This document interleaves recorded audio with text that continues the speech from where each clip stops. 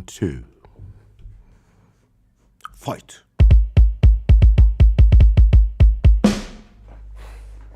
It is round number 2. We're ready to rumble.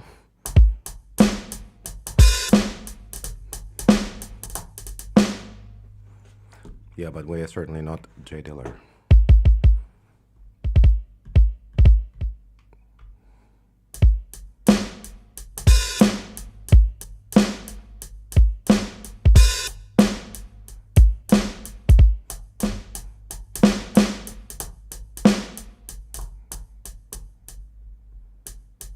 Maybe I should put an ISIL pad under. Anyway, my lovely funky people. Let's do what we always do. Let's warm up first. Where's this chat? Where that chat at? Refresh, looks good. Oh, it's not showing, that's also good. Always on top. Is there volume coming through? There's volume coming through. Wow. Amazing. Amazing. Great. Okay. Let's get ready to play Scale of the Day.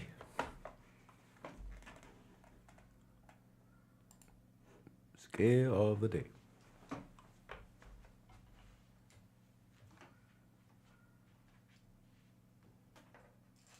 Oops. Oh, hold up. Maybe.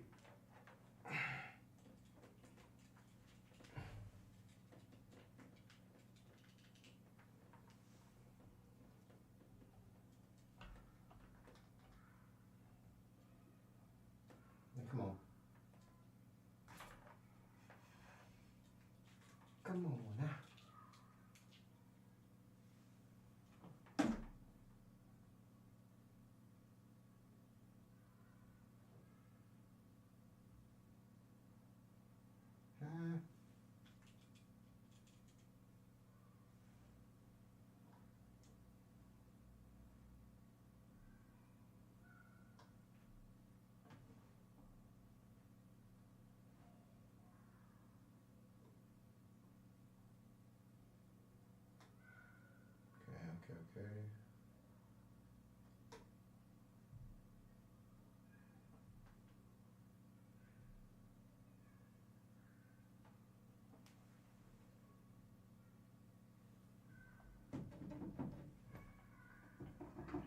Okay.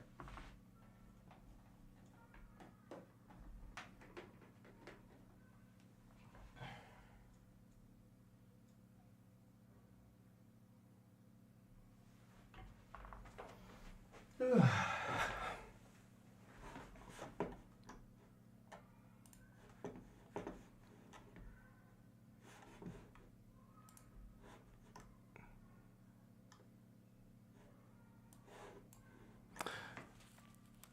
It's all okay, I think.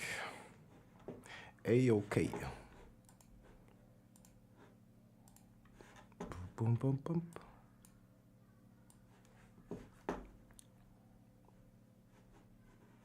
Come on. Come on. Very nice.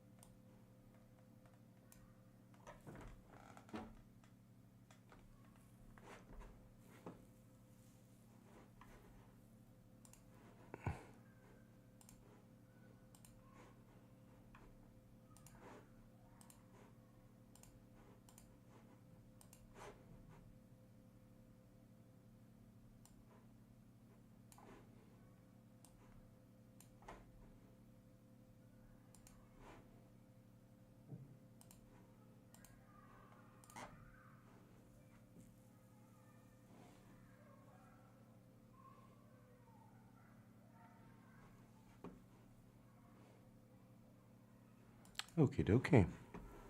I guess we got D flat Mixolydian. That's alright. That's alright with me. As long as it's not Locrian, it's pretty okay, I think. As long as we don't draw the Locrian mode, we actually can do some work.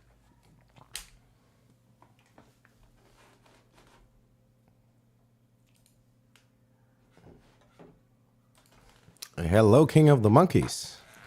Last night was amazing.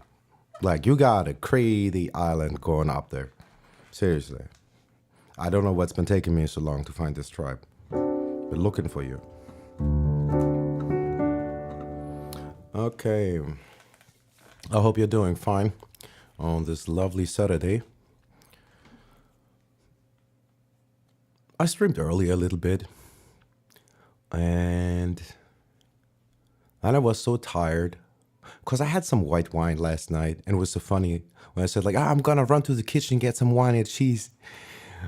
People from Simpsons were like, oh, it's so funny. We started the stream, we had wine and cheese too. And I was like, no way, it's too fucking funny. Like the amount of coincidences, like humans are just made from one cloth, right? We all think we are so different and so individual. God bless us for this naive thought and the seeking of uniqueness, which is absolutely overrated. External clock on, local off. Local off. I didn't put local off. Local off. Okay.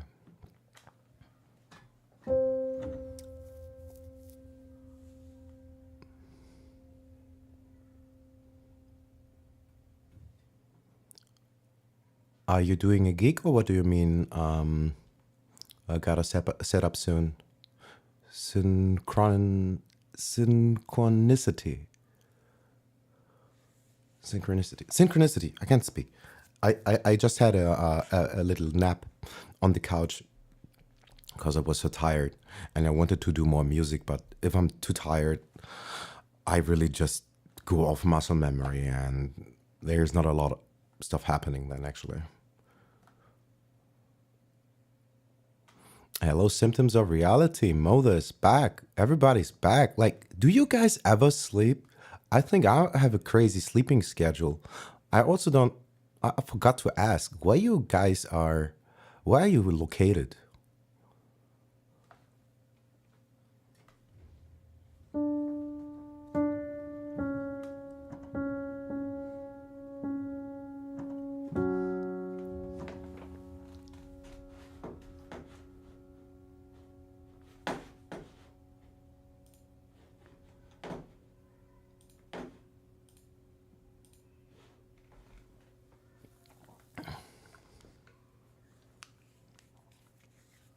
But I believe all artists have a somewhat weird sleeping schedule, I suppose. But what is your time zone, all you guys?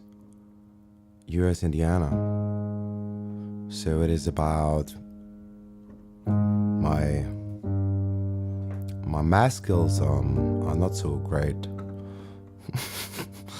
I wouldn't know the difference. I can look it up later, but I guess probably something like 8 to 12 hours. I used to be an exchange student in 11th grade. I went to Lamar High School in Houston, Texas for half a year. That's actually why my English as a German native is not completely trash.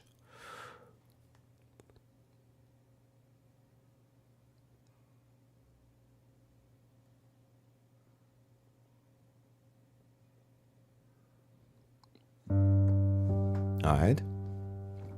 Good to know. It's evening here now. It's, what is it? It is 7 p.m. Hold up, no. Well, actually, I think it is. Yeah, it's about to be 7 p.m. here. Okay, good. Then I know. Yeah, I wanted to write you. I saw your email, but I was so tired and I didn't want to write just a two-liner. But when I just saw the pop-up that your whole name is Lamar, I wanted to tell you that the high school I went to was called Lamar High School in Houston, Texas. Like, so funny. Okay, what was the mode that we have drawn? We have drawn D flat, Mixolydian. What does that mean? The Mixolydian scale is the fifth mode of the major scale. What is 5 of C? It's G. So if D flat is our 5,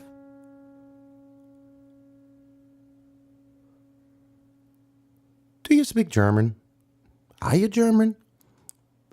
Or is it just average knowledge of German language? Was wär das? Or was war das? Are you asking who was that? Or are you asking what was that? Because like if I go word by word, it would be what, who, and that. It is difficult to translate it word by word. How come you know German?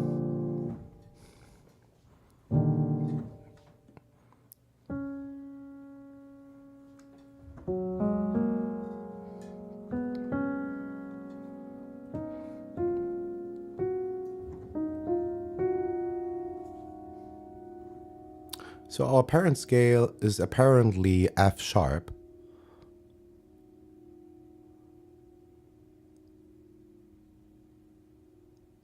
It would be, 1 second.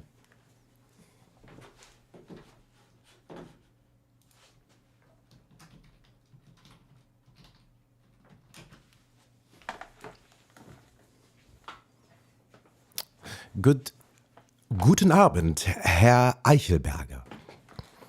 Good evening, Mr. Eichelberger. Sorry. I really need to lay low on the coffee. Seriously, I'm turning out to be a silly comedian. Why do you want to torture yourself? Like, I do like the German language, and I know how it gets ridiculed, and we have a lot of consonants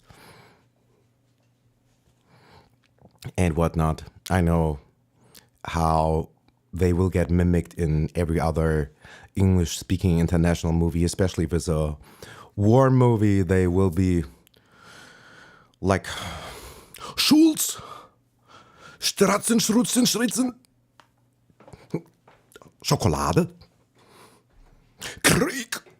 And yeah, they are very typical stuff. I hope I was not yelling too much in someone's ear.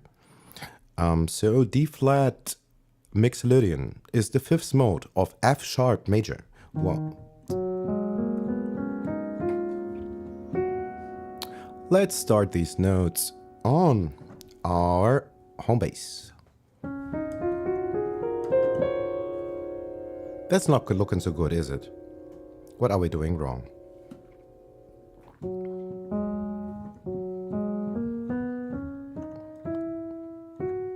Okay, I see.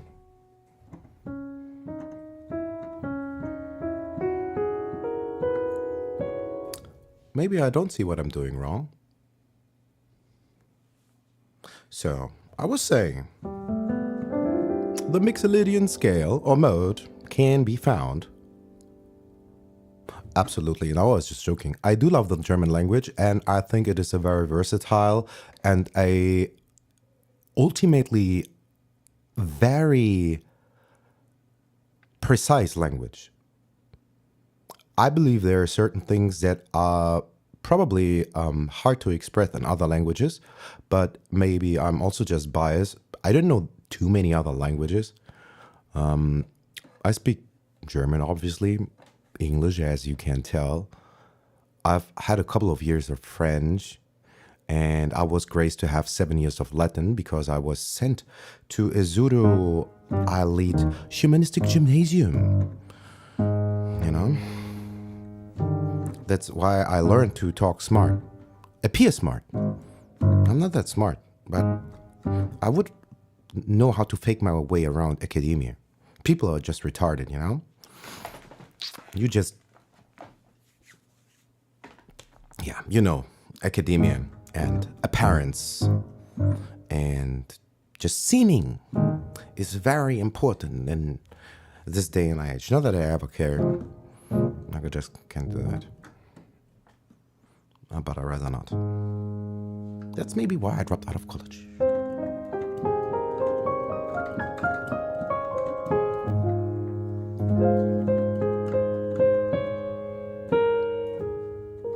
Okay, and I'm noodling. Let's get back. We want to play D flat or C sharp, Mixolydian. This is our 5. What is a perfect fifth below D flat? It is F sharp or G flat. 1, 2, 3, 4, 5, 6, 7. Da, da, da, da, da, da. 1, 2, 3, 4, 5, 6, 7. Ugh. Okay.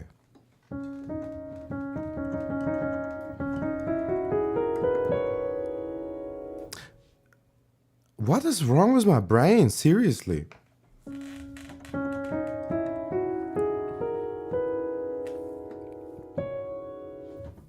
I can't play the scale, what?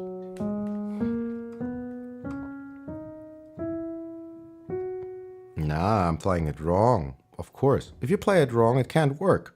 You have to play it right, otherwise it's not working, right? That is better.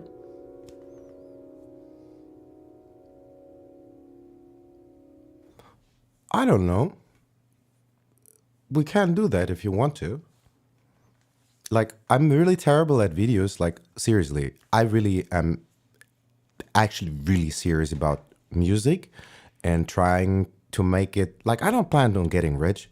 I think that has long passed. I just want to make enough of a living that I don't need to worry. Really, that's all. I don't want to be famous or whatnot. I want to be able to go to the supermarket in my everyday clothes, not being recognized, just being everyday Joe. I want to plant some trees, maybe some tomatoes, maybe eat some mango and record a jazz album, and then I'm done. I don't want more. Like, really, now this time, I'd rather go into the desert and herd sheep. Like, I'm joking about this, but actually, the longer I spend time in this modern civilization, the more I think, what the fuck am I doing here?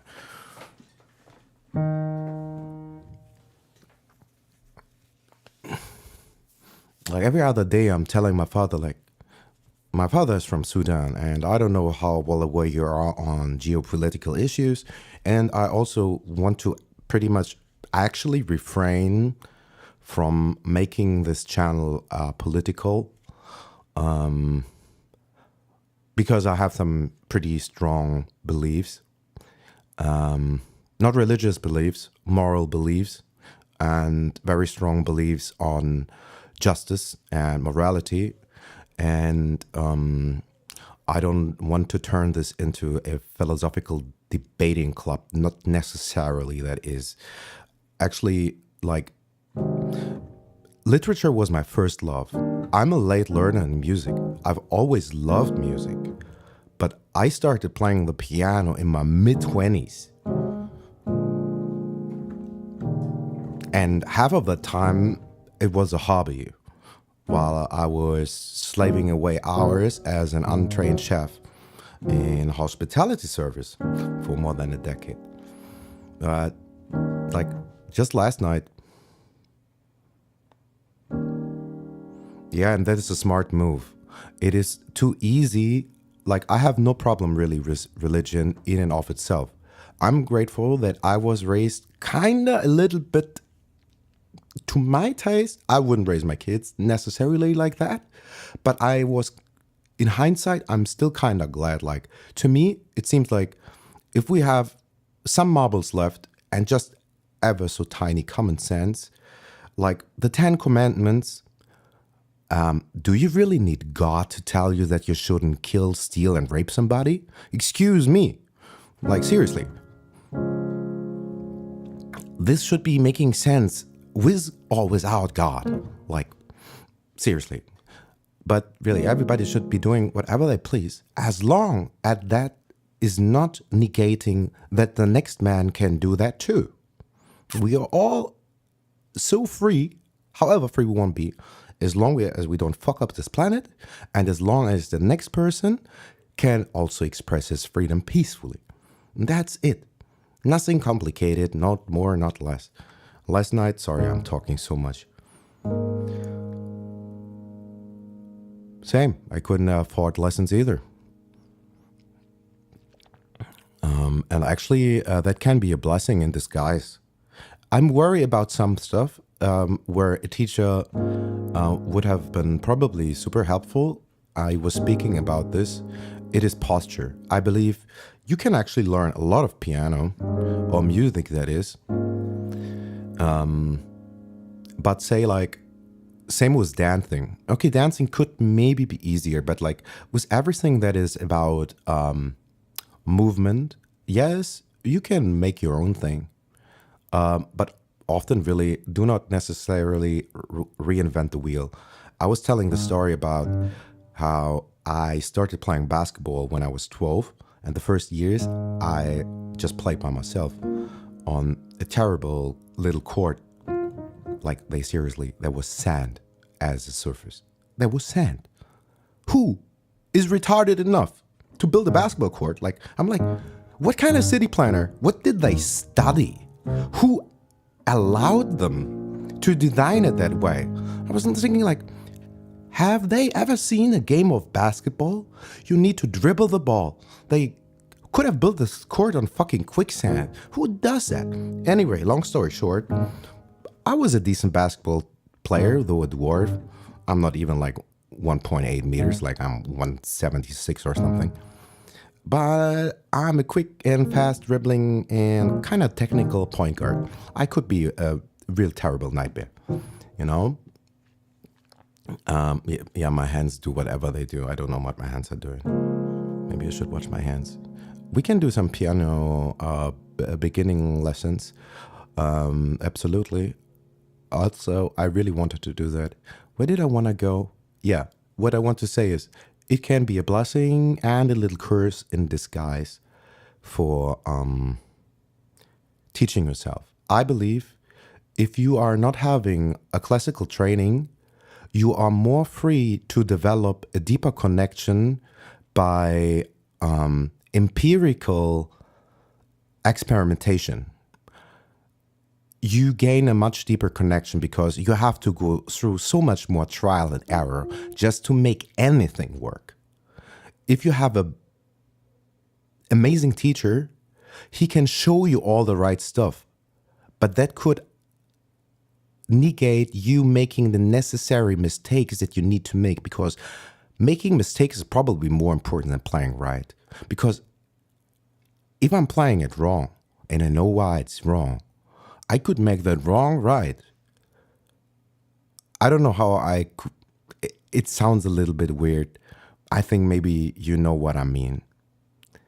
Like I believe like if I had the chance, like I wouldn't say no. Like I'm envious of classical pianists, but actually really most classical pianists, or many, I will never, not in 100 lifetimes, will I ever reach their technical chops. Like for me, I often joke, these kids have an origin story like anime characters. They have been born and the umbilical cord is not just holding them, but their instrument as well. It is ridiculous when I read stories about like a fucking 12-year-old prodigy that fills out a concert hall, international stage, and then I don't even need to read these stories anymore. I know his father was a music scientist. His mother was playing the first violin. His uncle is the friend of that guy who owns that recording studio. It's like a really tight knit circle, you know. Like if you look at like, I have no issue, and I want everybody to be successful. Like, but if you look at somebody like Jacob Collier, like, did you research his background? Of course, he's an incredible musician and he did incredible hard work, but also he had a very nurturing and perfect background. Like, his mother is a fantastical musician and I think musical scientist. Like, if you are born into a studio, it's really hard to be bad at music, you know? Of course, you have to have the discipline and patience, but yeah, it kind of makes things easy a little bit. Like, I'm not trying to take away from his success and his musicianship, but you know what I mean. On the other hand, he's a jazz musician, and I don't want to pick on anything. I love classical music, but there's like a famous joke. I wanted to become a classical musician, but I was lacking the discipline. And the other side of the coin is, I wanted to become a jazz pianist, but I was lacking the creativity. You choose which is more insulting. Actually, I find lacking creativity is more insulting.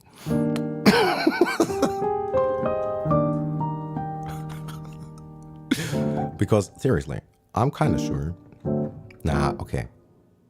Granted, I exaggerated a little bit. I'm sure every concert hall pianist, he can improvise with 1% of his brain capacity, and my chops look like trash. But for the most part, any jazz pianist will be improvising better with significantly worse technique. And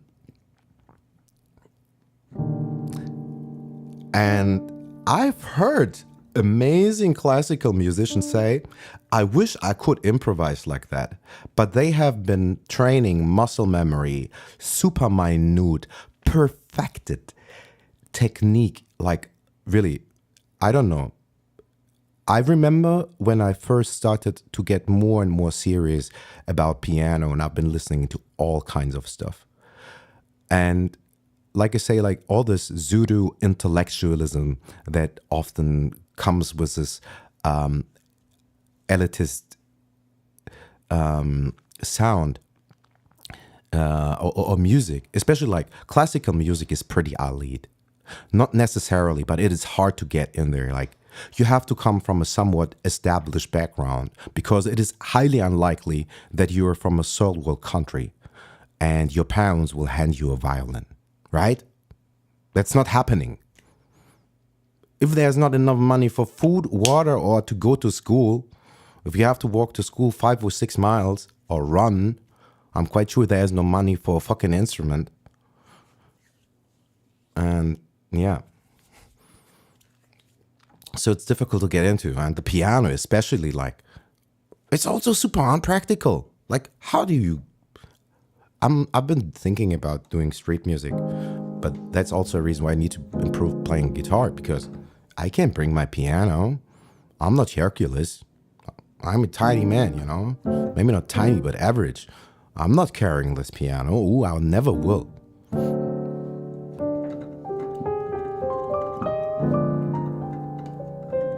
Sorry, I'm noodle random stuff. Okay.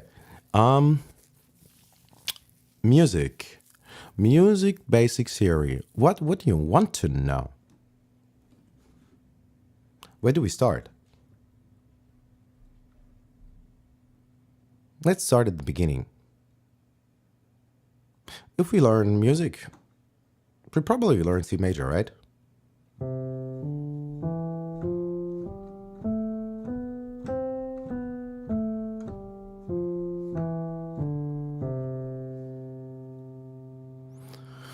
First, we probably will be doing this. 1, 2, 3, 4, 5, 6, 7, 1. 1, 2, bum, da, da, da, bum. That's probably what we have all been doing for way too long.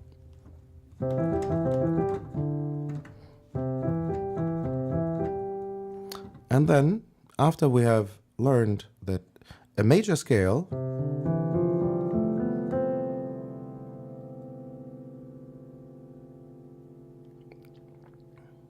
is a combination of a certain sequence, and that is on the root, whole tone, whole tone, whole tone, followed by a half tone, then a whole tone, a whole tone, a whole tone, and then a half tone. So, in fact, we could just always use this as our reference point, using the natural C major scale as a point of reference to construct pretty much any other scale.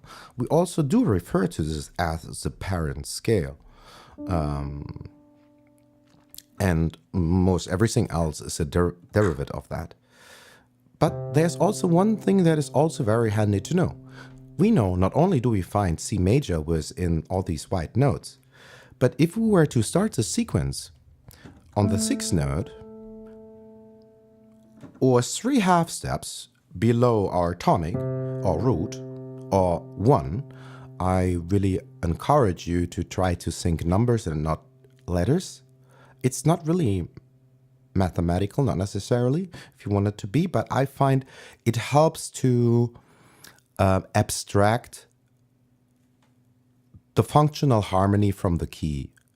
Otherwise, we learn a tune in context with a key, and transposing gets much more difficult if we have to think, okay, this is D flat, then I have to go up 4 steps, and then, but if I have converted D flat into a 1, is 3, a flat 3, or whatever, it gets so easy. Like, I just need to find my point of origin and apply the formula.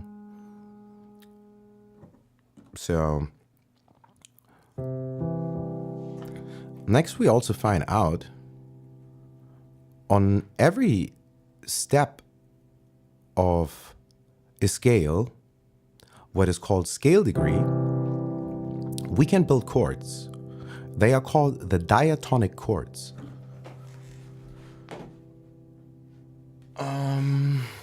Hold up, I need to get my keyboard and maybe some notes. And maybe I should shift to the other piano where you will see as much, but I could type faster, probably. Yeah,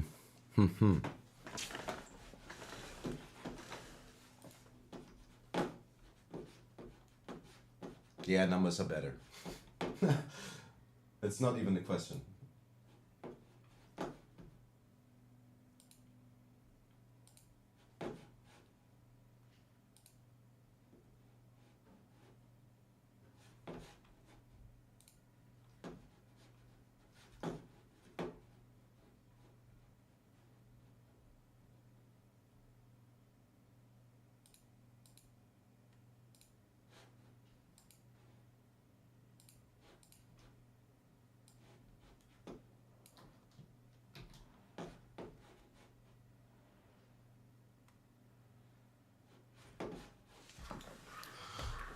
Okay, hold up. We gotta switch to the other keyboard. It's easier for me. And I'm gonna fish out on my coffee. I'll be back in 5 minutes, and then I'll have set up to work on some study reference material, okay? I need to get this coffee into my system, otherwise I'm not functional.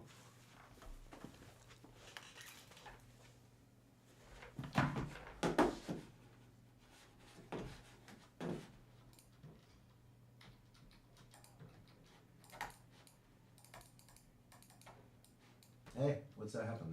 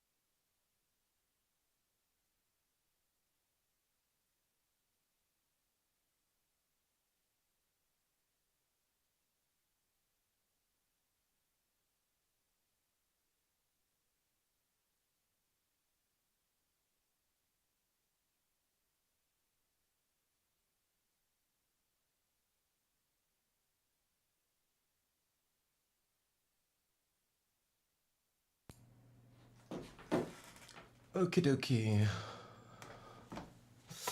Let me reposition this camera because we're moving to the other keys. There I can type more easy. Yeah, I probably will have to. I mean, what am I thinking? I'm a broke musician. I have to do it all. I have to be my own marketing agency. I have to be my own video editor. The same like I couldn't afford a teacher. I certainly cannot afford on missing out on the opportunity costs for free marketing and using social media or using software like DaVinci Resolve for basic video editing. I'm just acting like a 5-year-old throwing a tantrum. No, I don't want to do this. This is not joyful. I just want to play the keys. Yeah, playing the keys ain't gonna pay the bills, is it? Not like that, it is not. Okay, I have had too much coffee already. I'm ranting. Okay, let's make this right.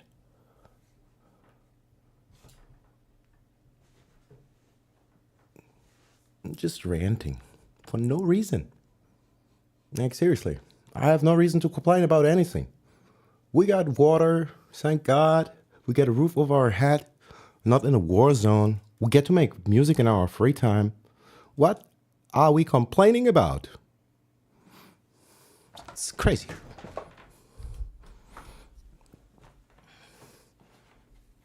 I mean, maybe I'm over projecting. Like, I say we, I mean me.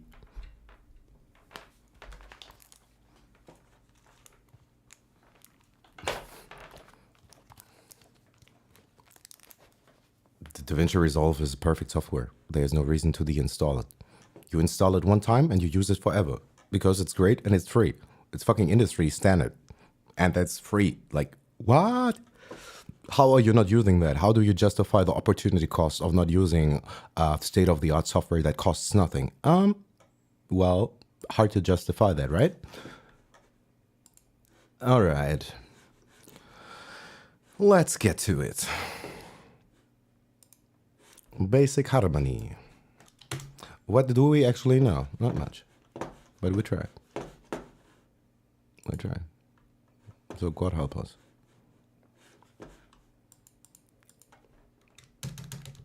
Or the muse, or whoever. This is tiny. How can I make this bigger?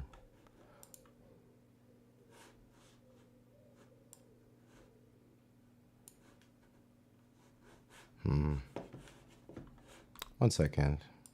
I need to change the font. It is not big enough. Maybe that's okay. I'm not sure. It could work like that. Maybe. Is there a chance how we could get it any bigger? Oh, 1 second.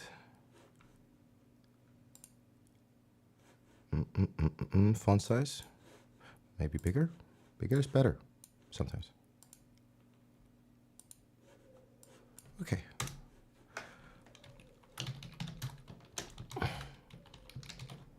Basic harmony.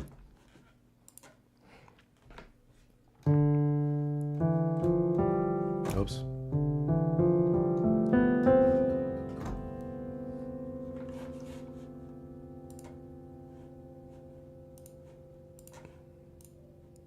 What did I do? No, I don't want to do that. Sorry, I'm fighting with technology. It's always something.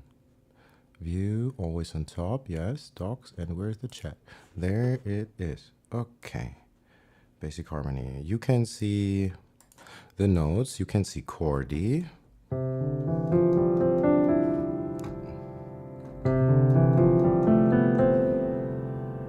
Good.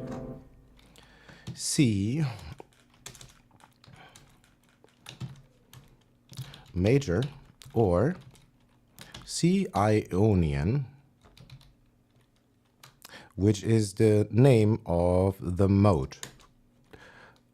Just another name. It is exactly the same thing. So let's look at the note material.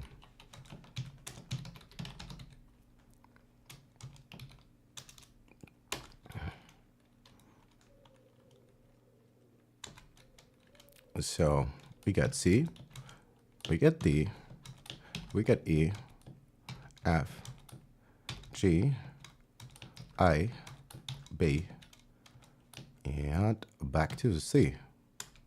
Okay, let's make a comparison line with that. That is no problem. I'm also not very good at reading music, and for this we don't need to read any music. We don't really need to read any music for that. And actually, you can get away learning a lot of jazz without being able to read music. The only thing that we'll be learning is how to construct chords. So if we see something like D flat, 7, sharp 11, that is kind of just an instruction manual on how to construct it. And we will see how this nomenclature, yes, I'm sorry, all these words, how this nomenclature of naming chords is a recipe, it's a short recipe on how to construct it. We get there, but we don't need to read music theory, not necessarily, but we should. I will make streams also on how to do that. Not that I am an authority to say, but I will try to teach myself to become a better reader. I will refrain from calling it sight reading because I think that will never happen. Maybe I'll be able to read or decipher it somewhat. Here, lastly, I'm going to write it as 1 or 8 because, especially when we're in jazz,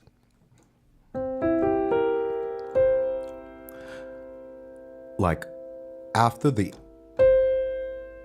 we've concluded the scale was the octave, and if we were to play a chord with more notes, we keep counting. This is where the sharp 11 and whatnot comes. We would be counting like 1, 2, 3, 4, 5, 6, 7, 8. And then, yeah, we also go over 2, 5, 1s. Anything that I could possibly explain, we can do that. 2, 5, 1 also. And that is kind of the same thing. We will be right about there also in a second, because the 2, 5, 1 is also a recipe. It tells you, go to the 2 of the scale. What's the 2 of the scale? The 2 of the scale is D in this case. Build the chord, build a diatonic chord that lives on the second scale degree, in this case D. What's a diatonic chord on the second degree in C major? It's D minor. Why is it D minor? How do we build a diatonic chord? We will do all that. So this would be our parent scale, just writing it down in plain numbers.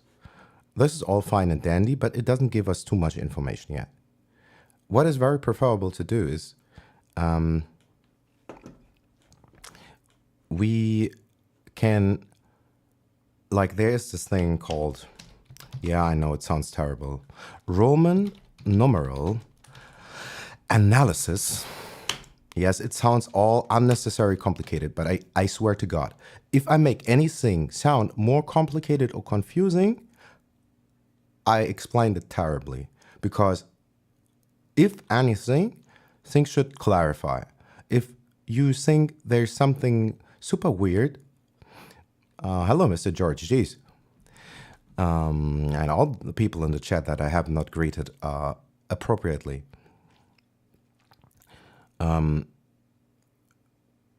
In this Roman numeral analysis, it actually is one more practical thing, because we kind of write it down in a similar fashion, but now we are using fancy Roman numbers that you've probably seen. But be a little bit cautious, because you will see what I'm about to do now. Like, our 1 is just the Roman 1. Now I'll put in the 2. And it is not a coincidence that I'm using lowercase and capital case. It has so much advantage and information. Like, any Roman numeral that is written in caps lock is a major chord. Any chord that is written in a lowercase Roman numeral is a minor chord. So not only can we just glance at that, we already know, just looking at it, okay, the first diatonic chord in C major, the 1, is a major chord. The second diatonic chord is a minor chord. The 4 chord of C major, which is F major, is a major chord. The 5 chord of C major, which starts on G, and like we can construct a diatonic chord by skipping every other note in our scale. So let's do this again because I didn't really clarify. A diatonic chord is how they lovingly call it stacking thirds. What is a third? Well, a third could be 2 things. It is like just the generic interval. It could refer to 2 things. It could refer to the major third, which specifies an interval that is 4 semitones apart, 1, 2, 3, 4, or also our character note, because this interval kind of gives the distinct quality of, oh, this is gonna be major. But it could also be, because that's why it's called generic interval. It didn't say exactly what kind of third. It could also be a minor third. And what is the minor third gonna lead to? Well, it leads to minor modality. Minor, major, minor, major, minor. Let's continue our little sequence so we finish that. If I ever stumble or get ahead of myself because I have too much coffee and feel bubbly, remind me to slow down and go back if something seems not very well explained, okay? So, our 1 chord in C major is C major. Our 2 chord in C major is D minor.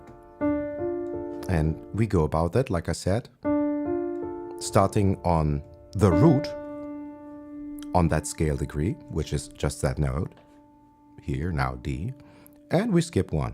We don't play the 3, we play the 4. We skip the 5, we play the 6. And respectively for all these. So what would be our 6th chord in C major? We start on A, we skip the B, we hit the C, and we play the E. That makes A minor. So how are we gonna write that down? Lowercase Roman numerals, because it's a minor chord as well. Now we get to our 7th chord, which is the best one anyway. Like, my mission in life is to tell the gospel about Barry Harris' diminished 6th scale. Yeah, but I don't want to have this extremely long-winded video.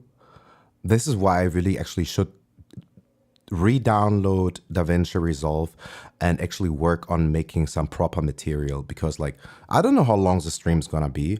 And if you are serious about studying, time is the one resource we can never get back.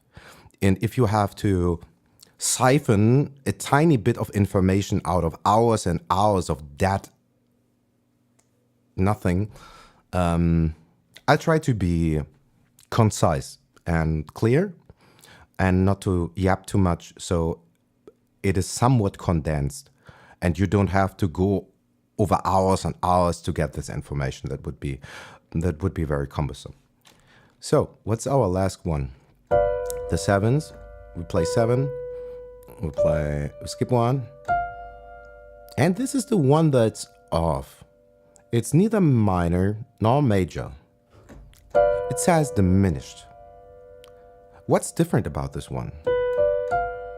If we're just looking at this interval, we can see if we play a major chord, a major triad, just a fancy word for chord that consists out of 3 notes. Also, this little circle is indicating that it is a diminished chord. Also, no accident. This little squibbly thing, that is, yeah. You wouldn't see it like that, so we don't do it. We're just gonna go back to the 1. But also on principle, to jump a little bit ahead, if we were playing jazz, there's this thing called high extension. Any notes that go above the span of the octave, we keep counting. 8, 9, 8, 9, 10, flat 9, and so on and so on and so on. Okay, good. Let's continue. How to build, what are we just gonna call this? Diatonic chords. Stacking generic thirds equals skipping every other note.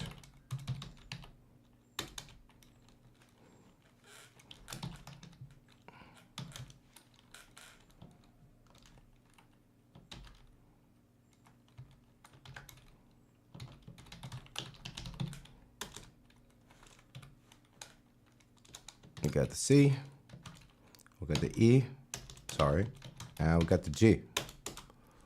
Also, what we can do is we could also, if we feel very tedious, we could also make an analysis just by counting or looking at the interval pattern in respect to the tonic. So always in respect to the home. So we could look at this chord and say, okay, a major triad can be built on its 0 step or its root.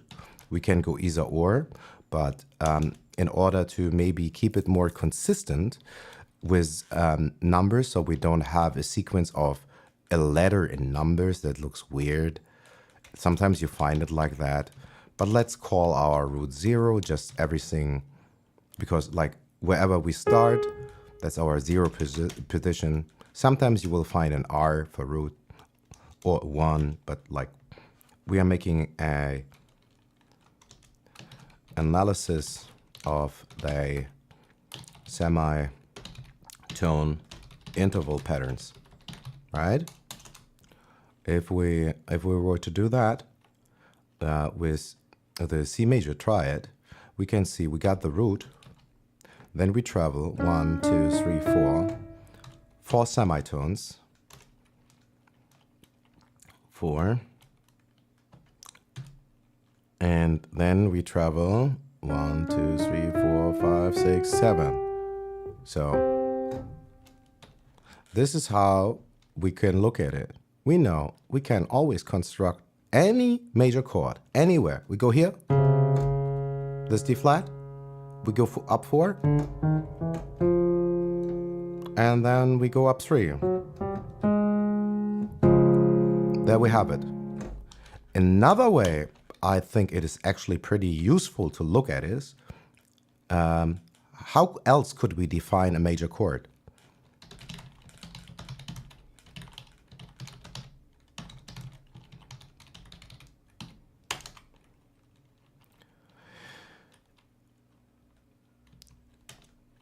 A major triad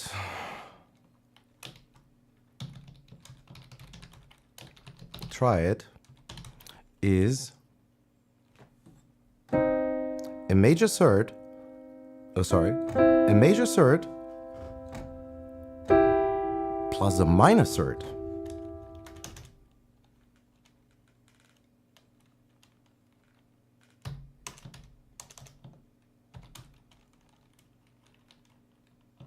M3, that's also how you can find it. This is symbol, major third, for semitones or half steps or however you want to call that.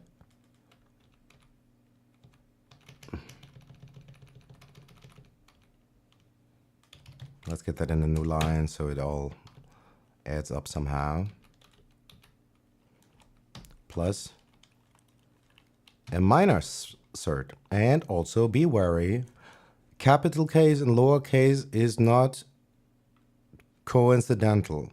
Usually you will find that Capital case is major, lower case is minor. Be it Roman numerals, be it the symbols of intervals like this M3 always refers to a major third.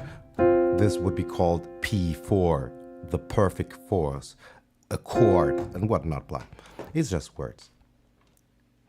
Let's make a little analysis of different chord qualities.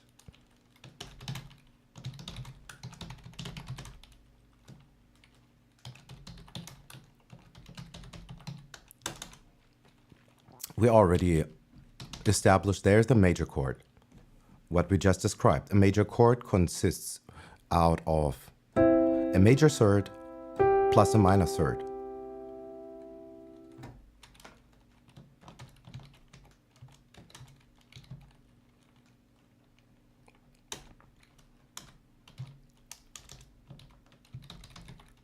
A minor triad, what does it consist of? Let's play it. Let's make a minor third first, and then we play the perfect fifth. It is just the other way around. Isn't that beautiful? Isn't that beautiful? They mirror one another. A major triad is a major third plus a minor third. A minor triad is a minor third plus a major third. Isn't that dandy? Do you know how long it took me to realize that? I mean, like, I could hear it and I could play it, but to have intellectualized it, I was like, no fucking way, it's too easy. That's why I'm saying, like, if I make anything sound more complicated, I will have explained it bad or wrong. Anything that you are getting from this, if this is not making life easier, let me know, because then I will have to take another approach or do my research and see where I did mess up. So, minor third plus major third. Okay, cool. So we have some basics so far. Let's recap quickly. We can play a major scale by also looking at one. Let's go up. I wanted to do that too. The whole half step formula, which is probably a very common way to start teaching music. I'm quite sure it is.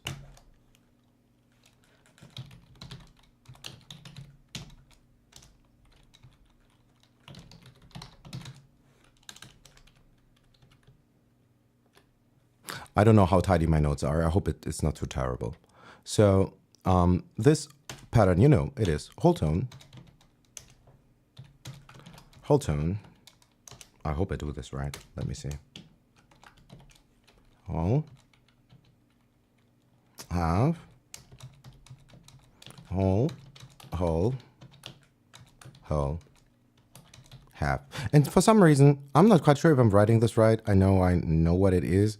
But like you're counting the first as one, like tone, tone, tone. And my head got broken because the zero, you count it. Excuse me. The zero you count as one. But this is also very practical. I think it's a good way to look at it also. Whole, whole, whole, half, whole, whole, whole, half. Am I stupid? Whole, whole, whole, half, whole, whole, whole. And that, yeah, that's the half one. Okay. Never mind. Okay. Let's go back to our different chords. And maybe I should make that bigger, because actually this is one of the most important things. So we got major and we got minor. Our 1 is major, our 2 is minor, our 3 is minor, our 4 is major again, so is our 5, our 6 is minor again, and then there comes this one, the diminished, that you find also like this. It is a minor chord, but it's a special kind of minor. How can we construct this? Well, it is a minor third plus a minor third. Also pretty straightforward, isn't it?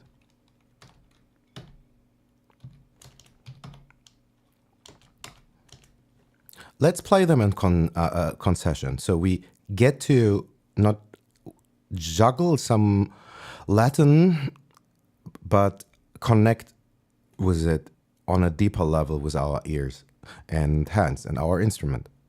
This is a major triad. If we lower the third note, our third, we get a minor triad. Now, if we lower our 5, what's that? That's our diminished chord. There's one more we did not talk about yet. It's not that often found. And that is this one. It is augmented. All these fancy words. What does that mean? Augmentation. It is extended. Extended from what to where?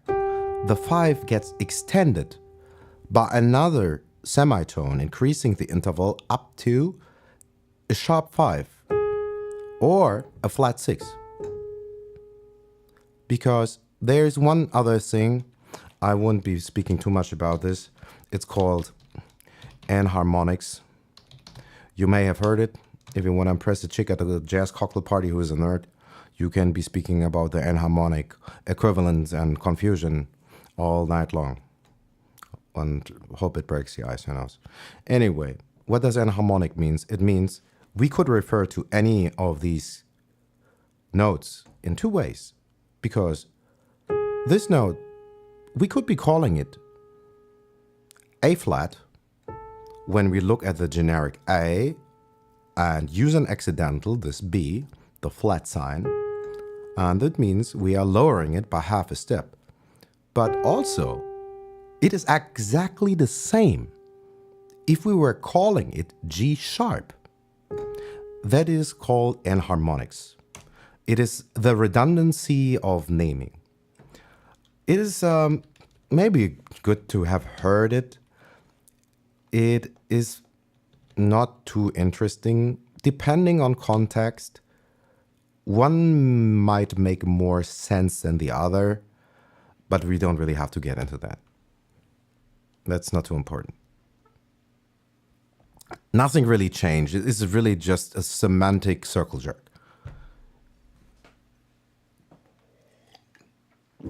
Okay, gulp that coffee down. Just to complete this, let's write the augmented. Actually, I'm not 100% sure. I think it should probably be spelled like this, because if we look at it, what's the main quality?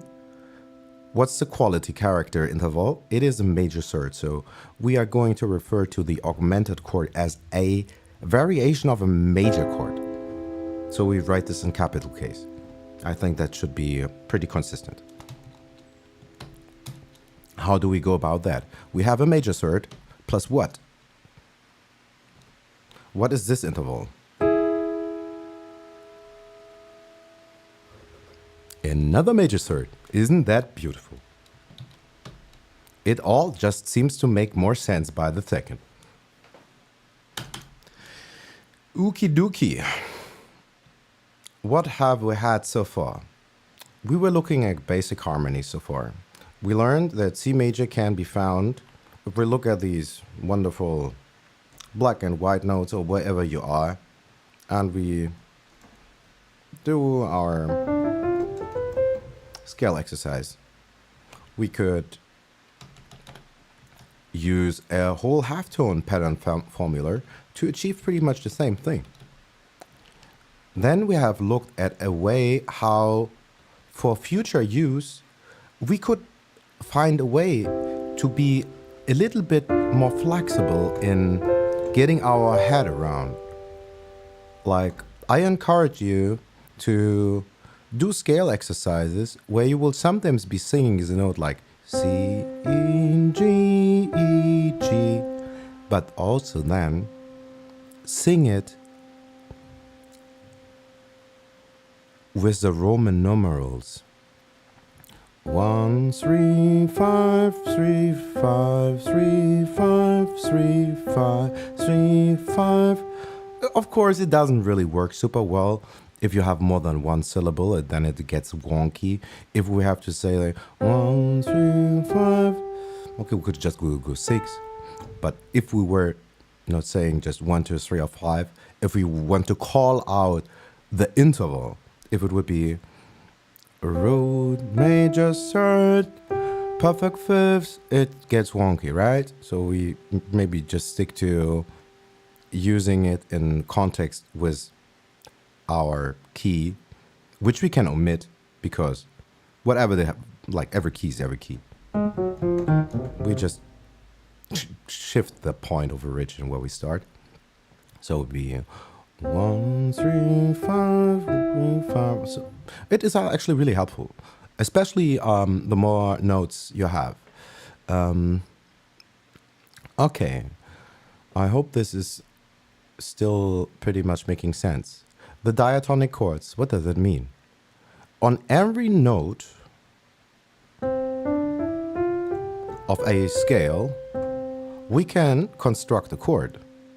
And the way we construct that chord is by leaving out every other note.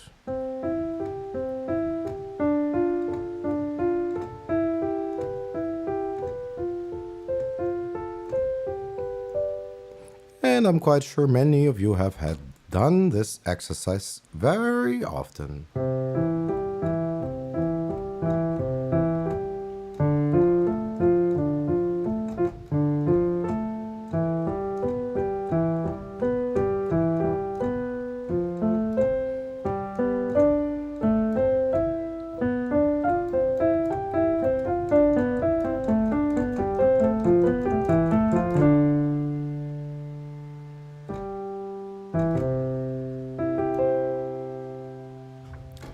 And what's happening now? What is this? This is a triad. We just double the tonic. We play the octave. But we're still playing vanilla triads.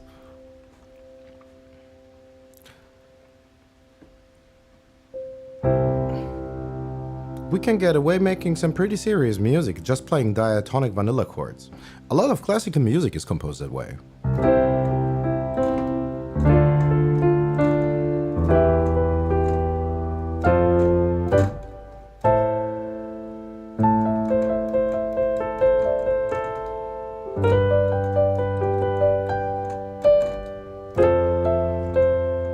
Sorry, I played the sevens.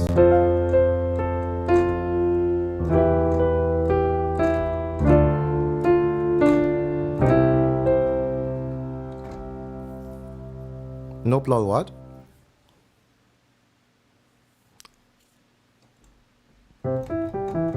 Yeah, I just live in my own world. You're probably referring to having done this exercise?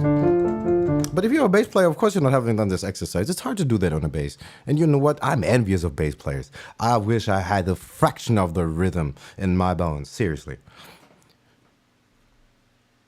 I have a bass here that I can't play. I can barely play the guitar, but I remember the first time months ago and I kind of aborted the mission. I almost cried. I could not. My fingers were too weak for the strings of the bass strings. The bass strings were just telling, brother, lay low. It's not for you. And the other day there, the guy, and like, I'm born 86, yeah? I kind of was raised also with South Park. Like, really 2 or 3 weeks ago, a guy was like, hey, yo, where your bass at? Kind of like that. Not exactly. And I'm like, excuse me. I have a refilling. Like, is this a South Park reference? And he was like, oh my God, yes, it is. Like, I was really like coming at him like, are you pulling the Cartman on me? Am I like Token? Only telling me, Token, get the bass from your basement? Brother, play. I know you better be playing. It's in your genes, brother. God damn it. Okay, I'm losing my focus. The recap. We have gone through C major. We have learned we can write all this down. We can portray any major scale also with Roman numerals, having a little bit more information already on the quality of every diatonic chord on its respective scale degree. Just by glancing at it, we know what's happening. It's really practical. We learned that diatonic chords mean just building a chord by stacking thirds, skipping every other note, going forth from that root on that scale degree. We see that we can also, if we ever want to replicate any chord that we like, if we look at somebody's hand, or if we just play a chord ourselves, say we play this chord, what is that? That's A flat major 7. How are we to construct this? Well, let's look at a formula maybe. We have our root, A flat, followed by a third, followed by a fifth. That sounds really much like a triad to me.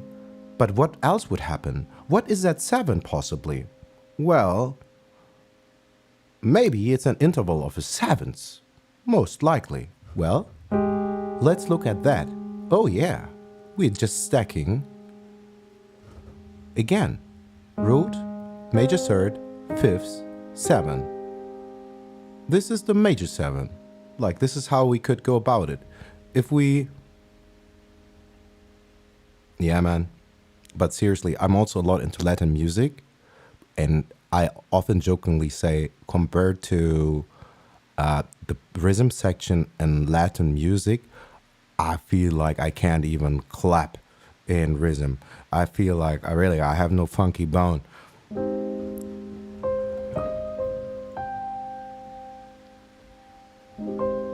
I'm sorry, I'm noodling. We could then transfer this somewhere else. But hold up, I'm losing a little bit of focus. These are the main different chords qualities. Major third plus minor third, minor third plus major third, just reverse, diminished, reduced. We reduce the fifths. Now we have a symmetrical chord. 2 minor thirds.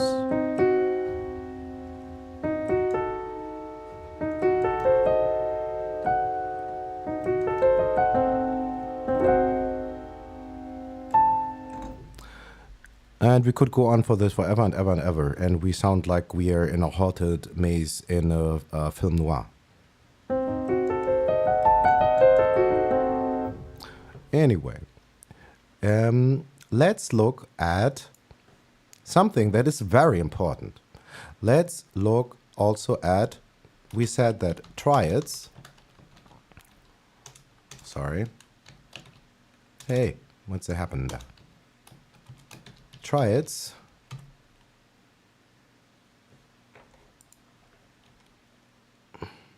equals chords with 3 notes. This is rather huge, isn't it? Let's make this smaller. Then we have 7th chord. 7th. And that means we have chords triad plus a 7th. Generic 7th. What does that mean? Generic again means we didn't specify. Is it a major 7? Could be a minor 7. Could be both. Unless specified, doesn't really matter. It includes both. But what it means is on our foundation, we have our triad. What we're doing next, we just smack another third on top. If we stay strictly diatonic, we add the 7th scale degree, B in this case. If we do bluesy, bluesy, jazzy, jazzy, we probably are going to use the flat 7. Also, one thing that is to note is the flat 7 is also called the dominant one. You will hear this a lot. I hope I will not torture you with too much terminology. Also, yeah, I'll maybe make it like so. There's too much text. I don't like to look at it like that. Triads, chords with 3 notes, 7ths, chords, triad plus 7th. I should read what I'm typing. That would be preferable. Triad plus 7th.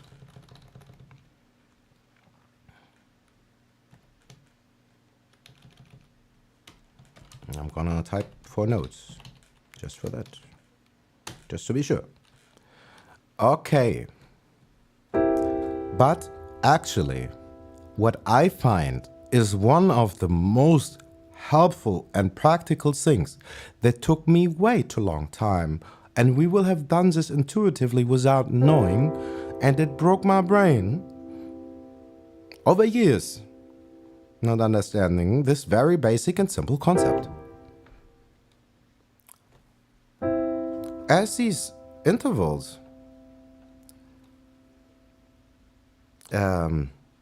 determine the quality of a chord, it is not really important what order we are going to play them. Listen to this, because what we are covering next is inversions and voicings. What is happening there? Voicings. I don't want an internal link there. What does it mean? The order or sequence of notes within our chord.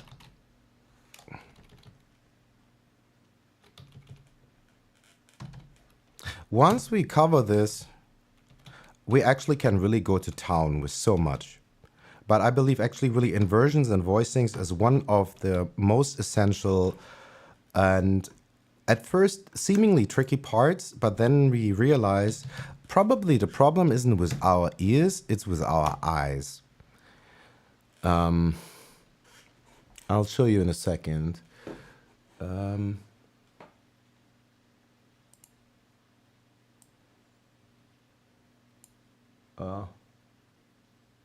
I wasn't right. How do I want to do that? No. Come on now.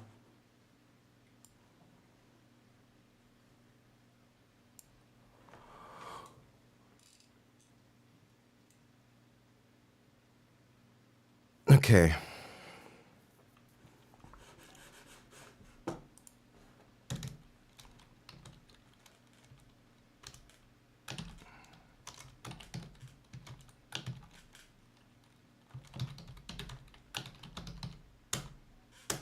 So, in this configuration, going from C to E to G, we refer to this configuration, C, E, G. This triad is root position. Also, let's do that differently.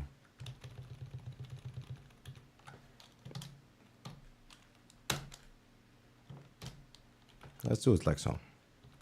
This is root position.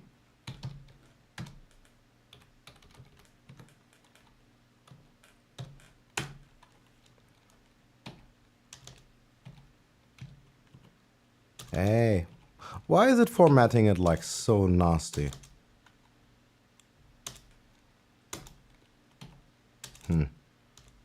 Okay, I'm having problems with this formatting. I'm not gonna go crazy about this. Root position. C, E, G. Or how else could we write it? We could write it like root, third, 5. That's how we could write it. What is probably our first inversion? Well, with basic combinatorics, we know that of a set of elements, like 1, 2, 3, we can make how many different elements? How many different sequences? 3. What's our next sequence? First inversion. Who's going to tell me what this might look like? Well, let's throw the C on the top of it all, 1 octave higher. So we start on E, we go to the G, and then we go to the C in the next higher octave, right? This is also C major in first inversion. For our ears, it really doesn't make much of a difference. Listen to this. This sounds like C major to me. And that's what I mean with hands. This still sounds a lot like C major to me, but it sure like how it doesn't look like it. And what about this? They all sound pretty much the same. A little brighter, a little bit darker, a little bit more open, a little bit more closed. But on principle,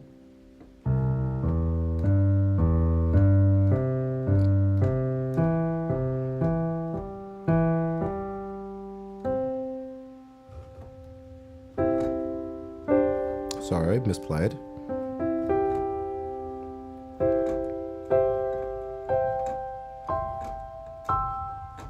It pretty much does not change. The quality, the basic quality of our chord stays intact no matter how we juggle the sequence of the note material within. Okay, so this is our second inversion. And inversions are very important because I'll show you in a second why. It makes life so fun, so easy, so much more easy. It makes it a little bit more complicated, and then it is like, oh my God, how could I live without this? So if we are going to write this down like this, what is second inversion? It is the third of a chord at the root as a bottom note. Then we go to our fifths, and then we go to our root. Now the root is the top note. What is our last inversion? All right, obviously we start on the G, we go to the E, and we finish up on C, unless my brain has an issue. C, E, G, E, G, C, G, C. Am I stupid? G, C, E. G, C, E. Yes, I'm not that smart. Okay, so we get the 5, we get the root, and we got this 3 in as a top note. That is very, very practical, because once we are going to look at inversions with 7th note, also we do have one more inversion with the 7th note. 7th, hold up, 7th chords, and hey,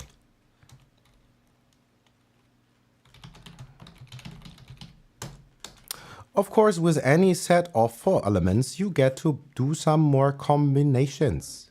If you have C, E, G, and B, which will make a 7th chord in root position,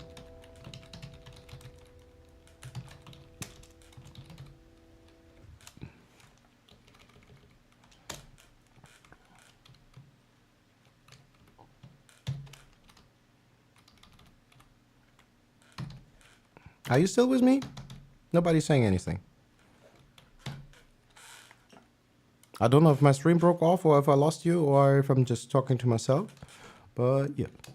So we got the root, we got 3, we got the 5, and we got the 7. Now look at that.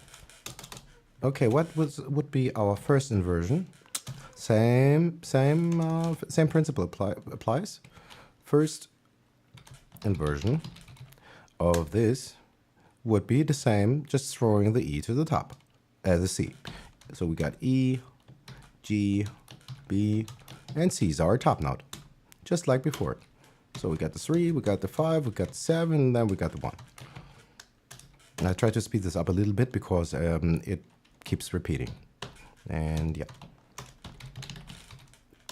So second inversion, what might that be? We got the G in the bass, followed by the B. Then we have a lovely C. And then we have our third in the top, right? Of course, 5, 7, 1, or root, however we want to look at it.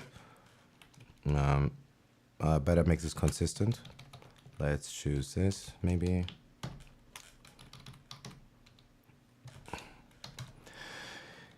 And our 3. Okay, Last inversion, third inversion, and then we're done with that. And then we are looking at 2-5-1s and why this is important. So our last inversion, we have the 7th as our bass note. Sorry. B, C, E, and G. So our third inversion starts with our 7th scale degree in the bass, followed by our root. Then we have our third, and then we have our perfect 5th. Shabuya. Okay, cool. Why is this important? Why does it make sense? Why do we need it? Okay. Chord progressions. It is important for something that is referred to as voice leading, because there can be better and worse voice leading. What is voice leading? It is kind of a way to connect a melody or harmony where it is not jumping about. It kind of refers back to kind of really ancient times, and I think it comes mostly from the arrangement of vocal ensembles in the, I don't know, Greek, ancient Roman time. There were not that many instruments around. Yes, I know there were some string instruments and some other instrument. I'm not a historian. I may be completely wrong. But a lot of the music was vocal ensembles. And good voice leading is considered of having a smooth connection from the various voices and cadences. What is cadence?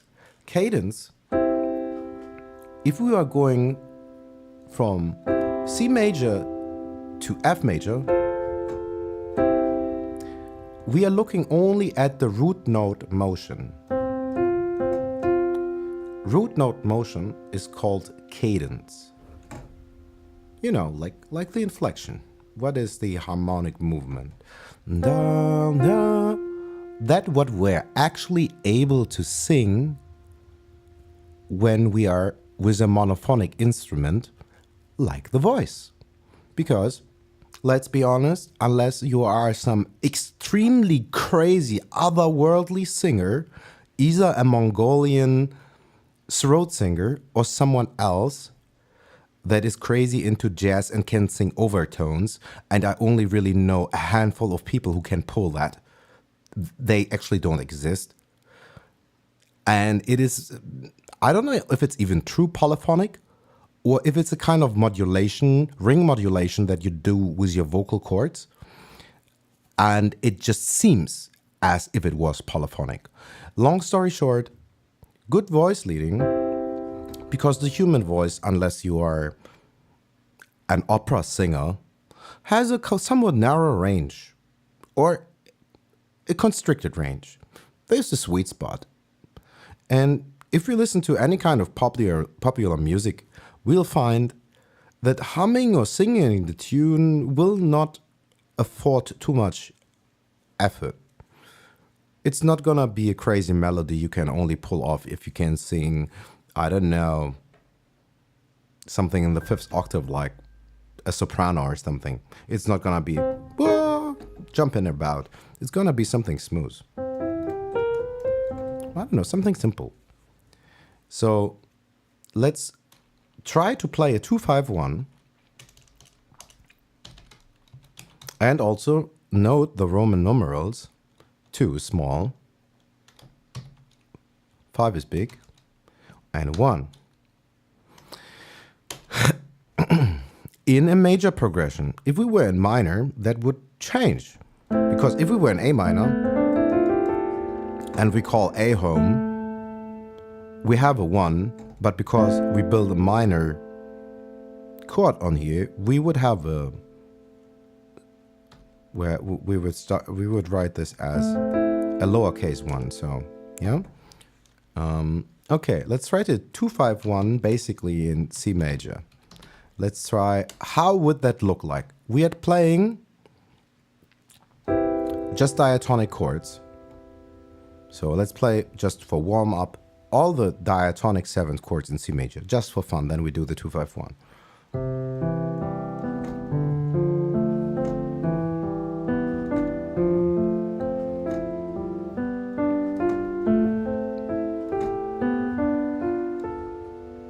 Okay, cool. Like I said, like these chord progressions, 2-5-1, is like a recipe. It means go to the 2 chord. Okay. This is D minor, 7. And then go to the 5 chord. Okay. Okay. I can do that, I think. And then go to the 1 chord. That, in a nutshell, is a 2-5-1. It tells you the chord sequence that is to be played, your progression. It starts on the 2, hops to the 5, and hops to the 1. It is okay to play it like that, but there are better ways. We could make it more smooth. We could make it so, or even anatomically and ergonomically, we could make it more simple by using inversions. Do you see this? Our hand starts here. Our hand starts here on the 2 chord. Then we go to the 4. Yeah, it's not the biggest jump. And then we have to go either back here, or we'd have to go up. We have to travel a little distance. And also, the cadence is a little bit bigger. How could we achieve it so that we don't have to jump about as much, and all the note material of all of our chords is closer together?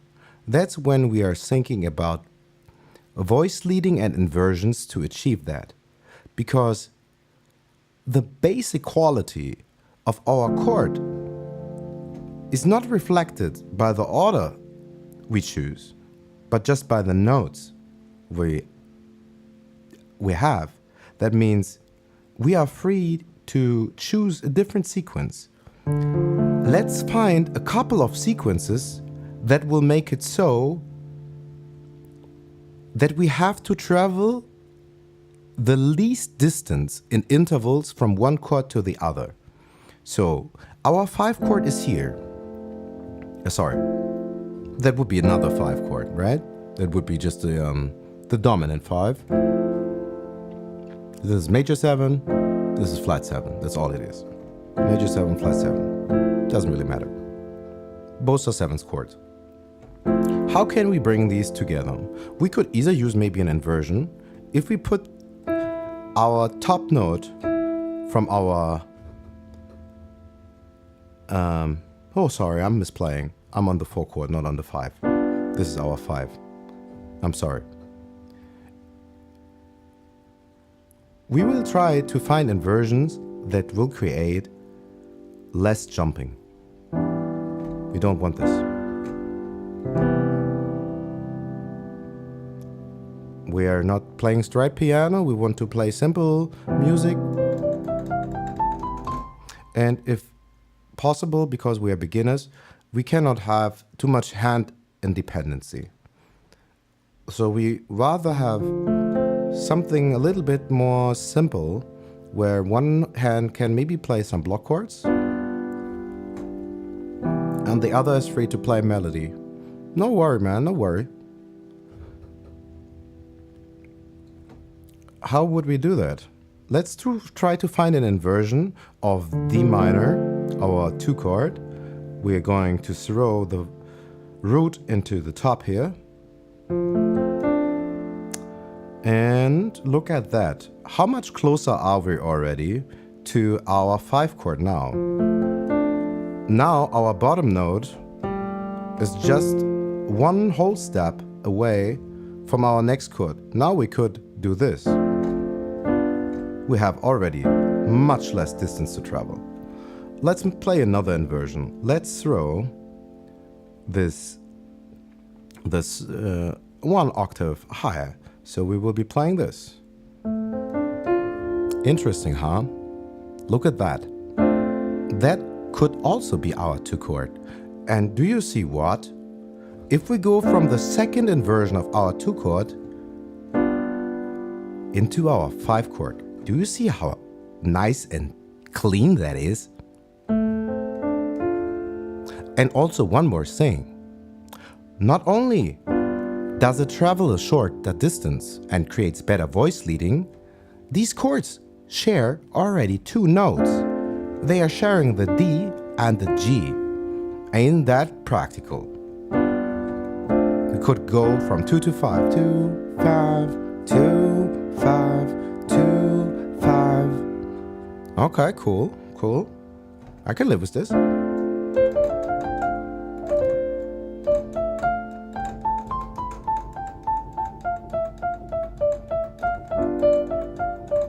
I'm just playing random whatever white notes.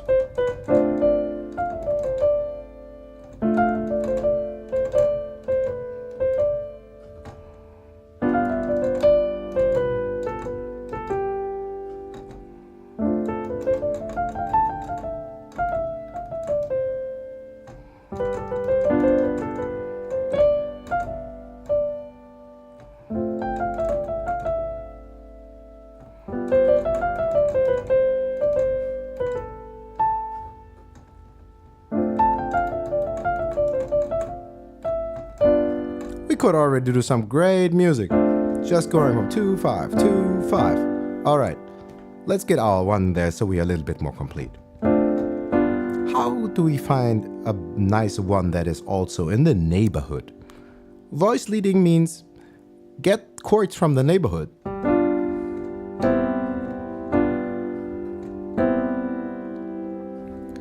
So, how can we do that? Let's invert our 1 in root position up so we get closer. Root position, first inversion, second inversion. Interesting. So we could be probably doing 2, 5. Isn't that beautiful? Look, it just looks like we are doing an hand exercise. Look at how nice and simple this motion has become. We don't do this.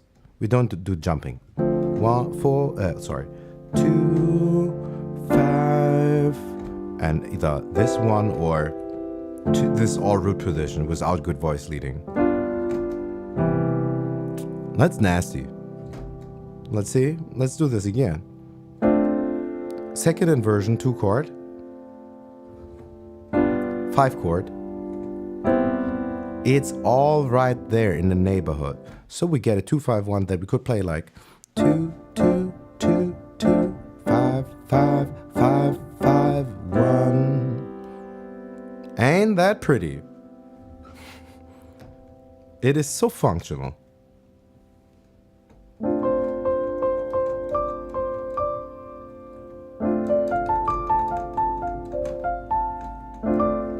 In the right hand, we play the octave of the tonic D. We just inverted it. But in reality, we're in D minor, D minor 7. Let's play a nice octave arpeggio, like we mean it. Now we go to the G. There we can do jumps because now we can start to just get this in our muscle memory and forget about our hands. Because we are so stationary, it won't take long until we don't have to look.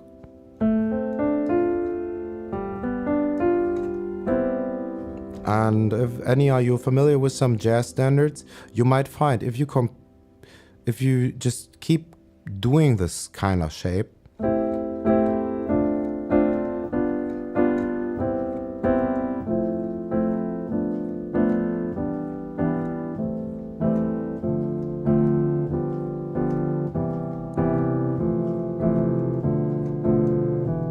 and this is probably where we have to stop, kind of. because it gets too muddy. There we have to be a little bit more wary, play bigger intervals, and start thinking about spread voicings, which we will not cover today because I am not an expert on spread voicings. I have played way too much time just block chords, and my spread voicings are next to non-existent. This is what I will be spending the next months extensively on, because I play a lot of solo piano and you need spread voicings.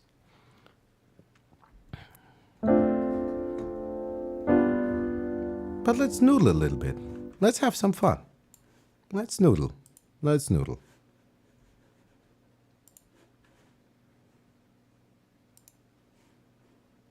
Now we can play our 2-5-1. 2-2-2-5-5-5-1.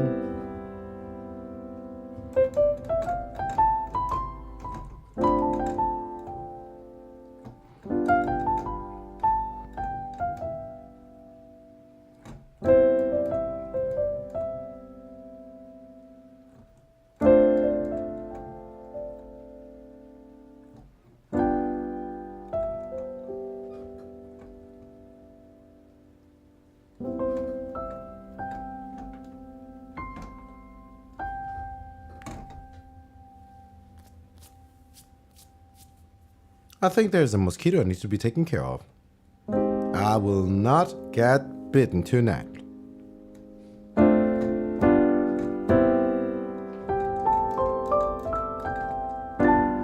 Just play some random octaves as we go.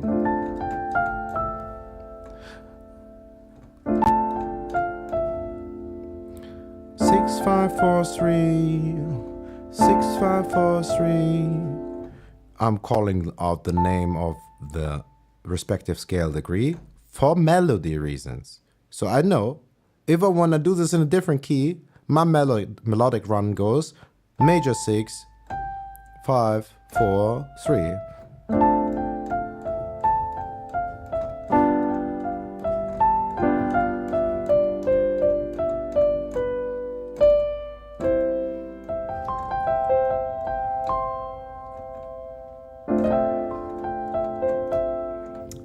And all this is just a little bit extra. That's really nothing. It's a slide note. We just do. And all we did was we are using the flat 3. Introducing a little bit of minorness. And what the fancy nerds love to call, oh yeah, it is so interesting. And this piece had the most interesting modal interchange.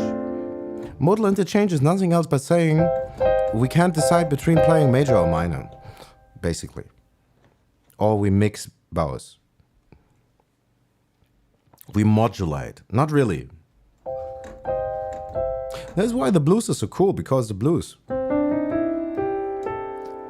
If we look at the blues scale, or at the major blues scale, which it was, I think. Yeah. The blues includes both. It has a flat 3. The flat 3. And a major 3. That's why we hear a lot of blues that goes like do da de, do da de. Is a slow.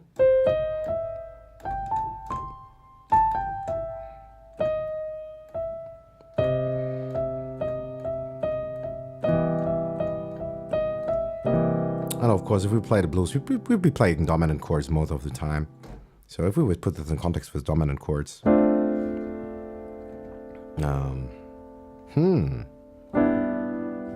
Is that right? No, it's not.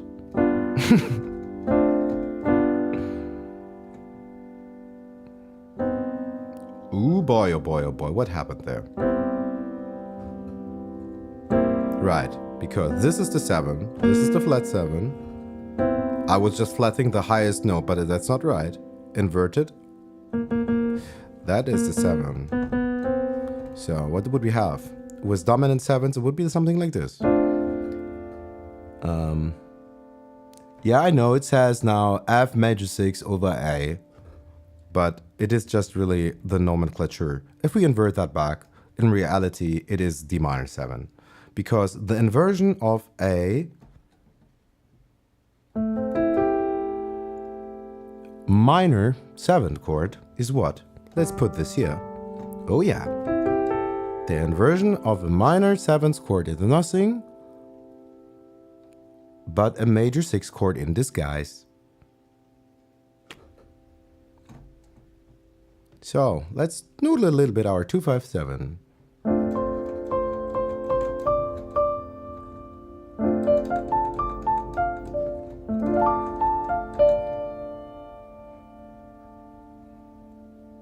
Again, this is D, our 2 chord, going to G,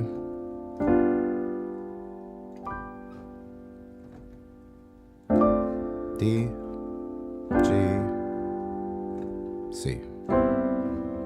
Or if we do this with more sense, 2,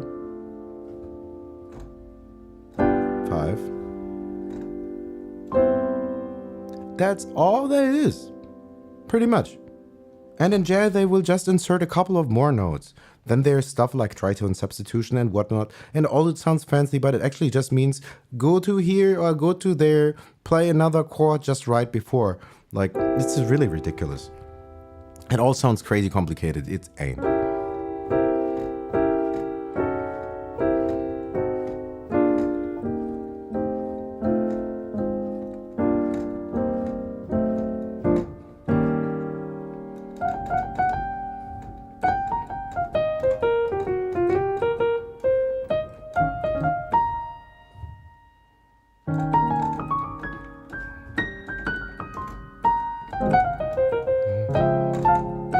Ooh, so bad off tonica. Yeah, like I was saying last night, don't let your brain chase your hands. That's not good most of the time, unless you really, really, really learned a piece very well. Maybe then you can do that. I mean, not to not trust your hands. You need to trust your hands,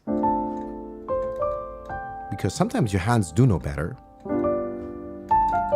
Actually, they do know quite some.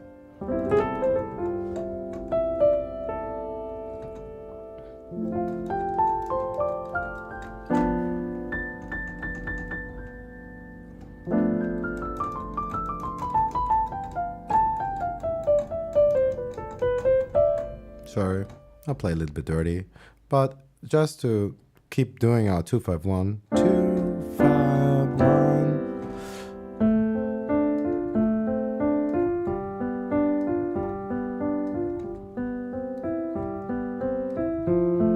I'm just keeping going.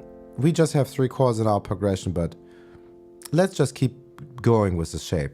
So we have major 6, dominant 7.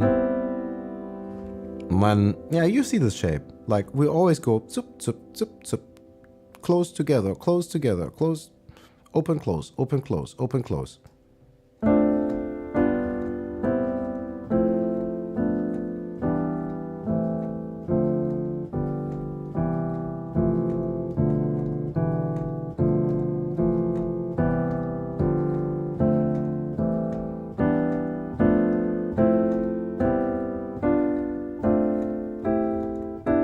And of course, most of these would sound a little bit better if you play it delicately or arpeggiate it somewhat or let it roll at least.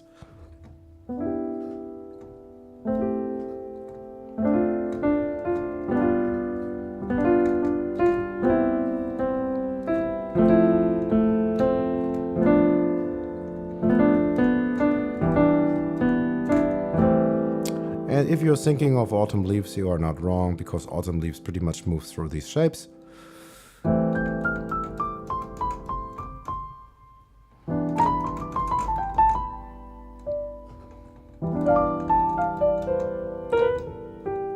But I think I have to take a break and get a little smoke.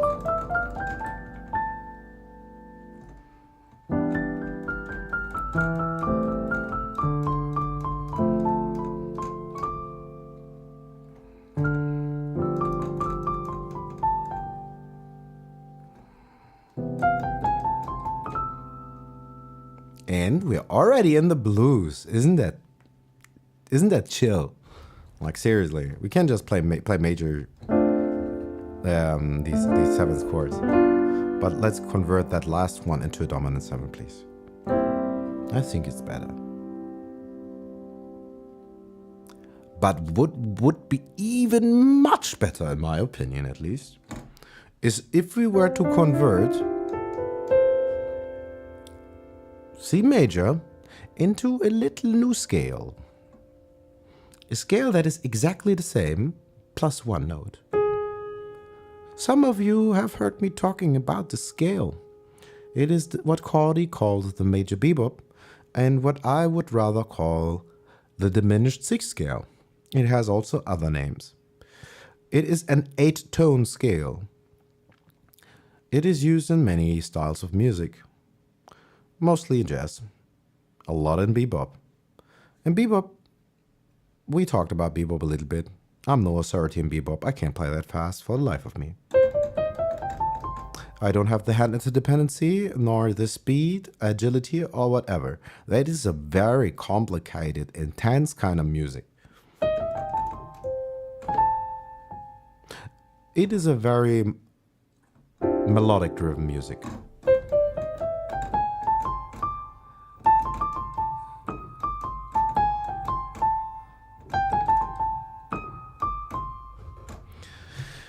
This is with a lot of trills and enclosures and approaches. It's super playful and fucking fast, like fucking fast. I couldn't believe my eyes when I heard the average bebop piece exceeds 200 BPM. I don't know if you guys are not into metal.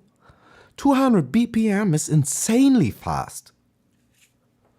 Like seriously.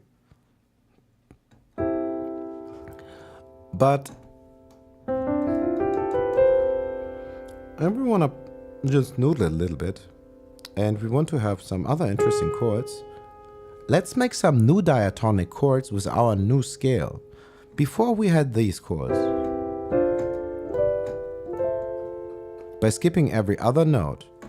Now that we have one more note with the A flat in here,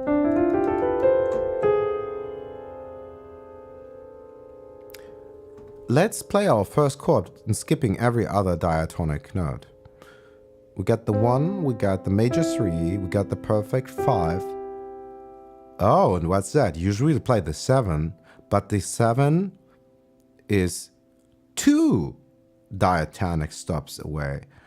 Because with this extra note, it doesn't really look like we have stacked a third, and actually we didn't stack a third.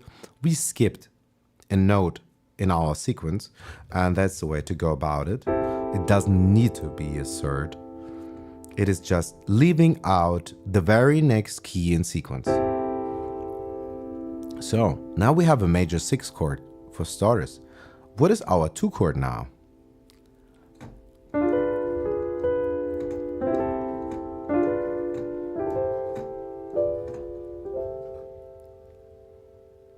We already have so many interesting notes in here. See what happens if we play the blues with that.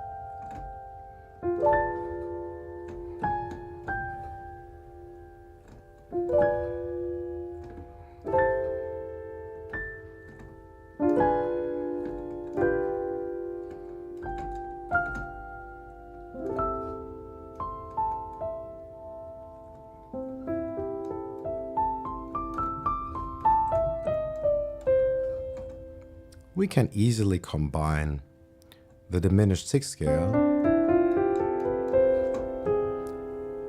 or what Cordy unfortunately shows as the major bebop, we can easily combine these harmonies in chords with the blues scale. It is very practical, actually. If we look at the blues scale and see, the blues scale can be, the major blues scale goes like, we have our root, we have the 2 of our scale, coming from a major scale, of course, then we have a flat 3, a normal 3, a major 3, what is normal, major, 5 and 6. It's a pentatonic scale. Also here, same principle applies of parallel modes. The same way that this note material encapsulates more than just one modality, like major. If we start this on A, the sequence is now described as minor. Same for the blues. We could play this note material starting on the parallel minor. What would that be? That would be not then the C major blues, it would be the A minor blues. So let's start on A. 1, 2, 3, 4, 5. Sorry, I'm holding down bad notes. So we got root, flat 3, 4, flat 5, 5, and 6. Let's put that together. 1, flat 3, 4, flat 5, 5, and 6.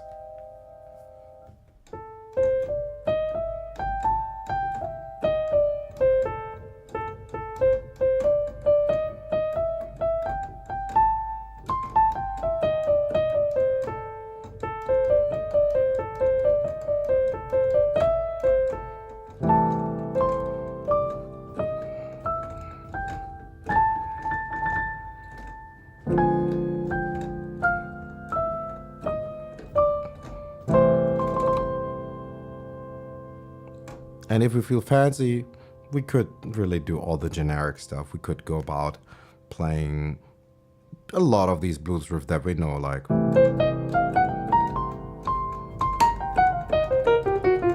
just kind of these basic scale exercises. Well,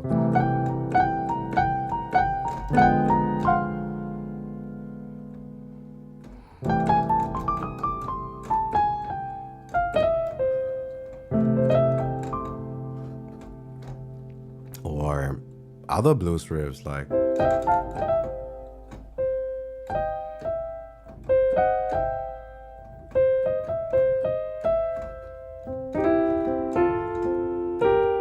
we don't have to play the slide notes.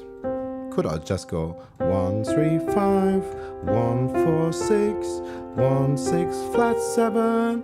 Of course, 2 syllables is crap. So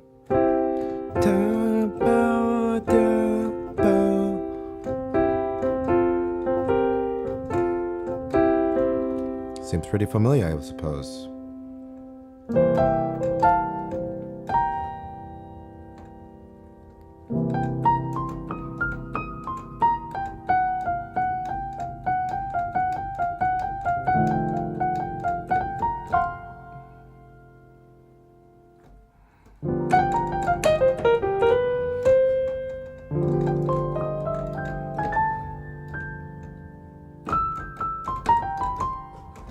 Okay, guys, we gotta take a break.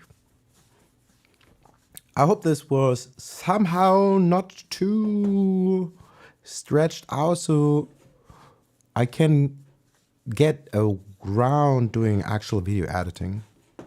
I should do some proper videos, but like really, I can't bring myself to it. Like, it takes enough time to make music. But yeah, I'm just throwing a tantrum. Use what you got, don't complain, embrace all there is. The good, the bad, the ugly. Work on what you can work on. Try to accept what you cannot change. Otherwise you will be angry for no reason. And we don't want that. just bad energy. Try to refrain from cursing and too much coffee. Like, I'm not preaching, I'm telling myself.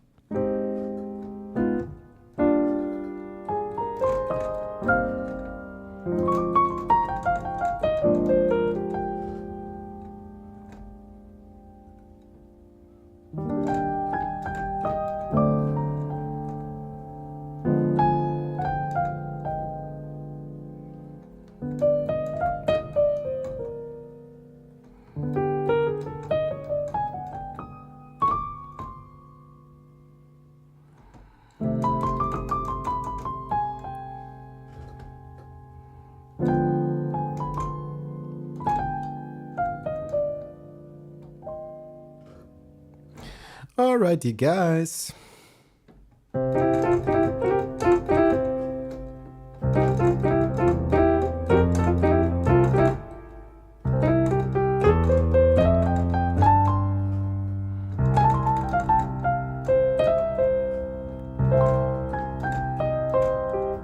Okay, that was very random. Anyway, I'll say good night, happy practice. I'm not 100% sure if I'm coming back tonight. I might, I may not. We will see. I hope it was somewhat interesting, educational, entertaining.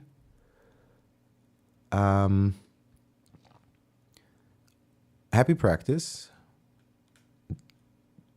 Just groove it and stay funky. May the muse be with you. Peace and catch you later.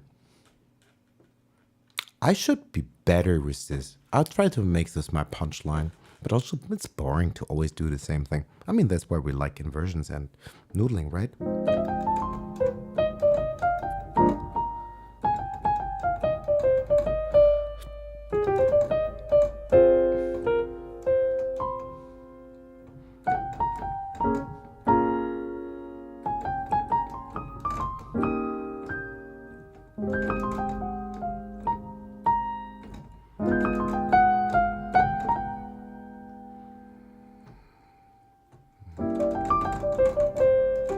Ooh, I like that one bit. The super staccato or whatever. Anyway, I need to take a break. My brain has left the building already anyway. Peace, fellas.